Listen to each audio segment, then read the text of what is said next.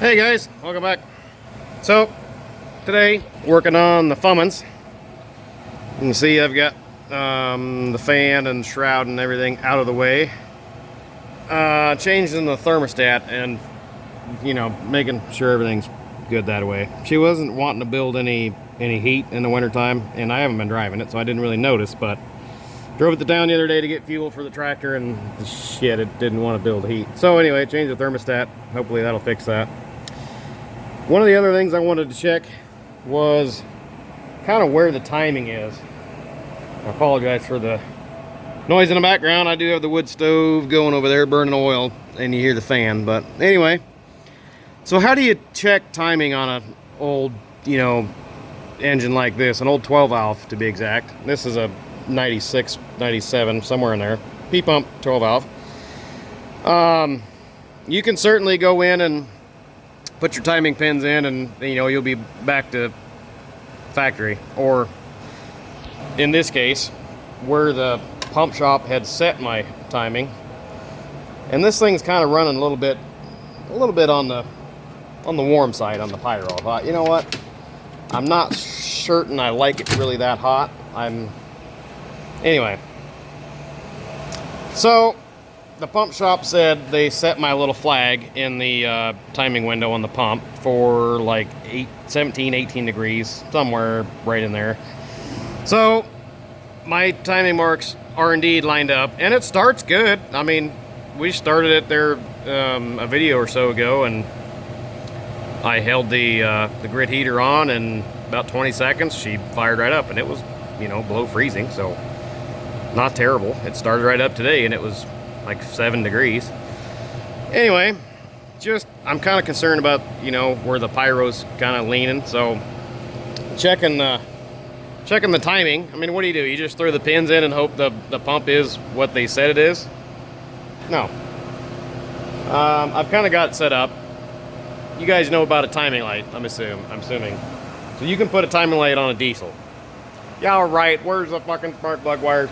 Well, you've got to have a diesel pulse adapter. That's what this guy is. I got this thing a long time ago, back when I was in college. Hold on. Let me flip that around for you. There you go. It's a Blue Point MT257 Bravo.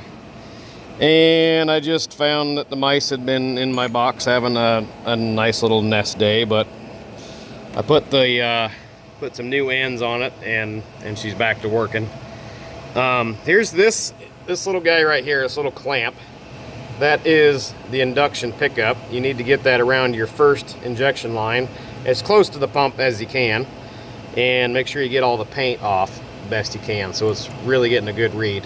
And then the negative clamp just goes right there on the wire, or on the line. So you take your test light here and you run that pickup lead around that little loop right there. Okay, that usually would go around your your spark plug wire down next to your cylinder. Well, this one's going around that induction pickup. Okay, now we simply go start the pickup. Sorry about that, you missed the start, but it started right up. Anyway, then you come back around here, and if your timing light's flashing, it's working. This one's got the button turned off. Oh, yep, there we go. Okay, now you just need to climb on top of the engine.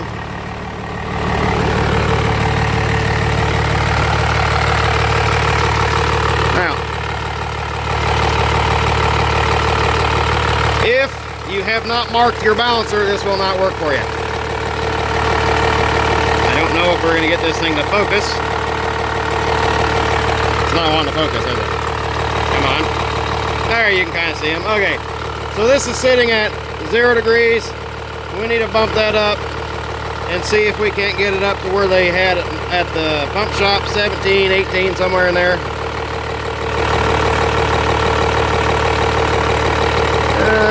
Maybe she's gonna show.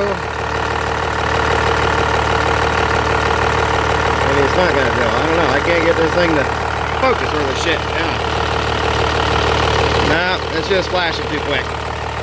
Hold on. I saw it there a couple times, but I apologize. That's probably freaking you guys out too much. Anyway, Thought maybe turning off these lights over here would help, but that clearly didn't help. Let me get those lights back on.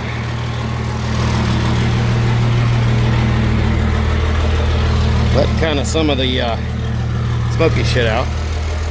Anyway, with that diesel pulse adapter, you can indeed tell where it's flashing. And you need to run it up to where, so that little, I've got 3 little marks down there. Well, that's kind of like that. And they're lining up with my that little sensor right there. So my middle mark should be perfectly in the center there, and it pretty much is.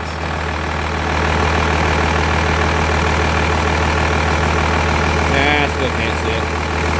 Anyway, so with that set at 17, that's pretty much where she's hitting. Right in the middle. And as you rev it up, it becomes even more evident. It's kind of bouncing all over at an idle. And it says, you know, that's not an accurate idle, but anyway.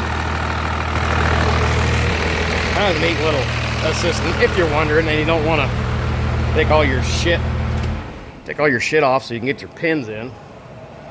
And then pins are a pain in the ass. I hate doing them pins, but anyway, now I know it is indeed on 17 and a half, 18 degrees. That's kind of what I've been wondering for the last couple of weeks, because it's, like I said, it's running a little bit on the warm side on the pyro. I think maybe it needs a little bit different tune or something. Pump needs adjusted.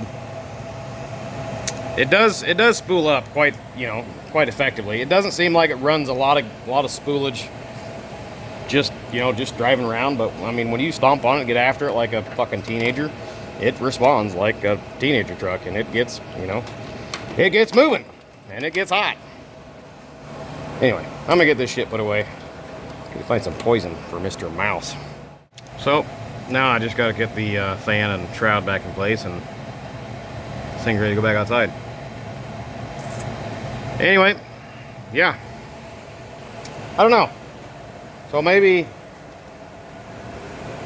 I'll call the pump shop and see what they say. I got a feeling they're gonna say probably detune the pump just a little bit, maybe put some smaller injectors in it, because this thing got monstrously big injectors in it. Yeah, that's not a Mountain Dew. Anyway, that's gonna be it, guys. Just a quick little short video, a little quick tech tip. Yep. Anyway, make sure you hit that subscribe button, guys. Thanks for watching. Catch you later.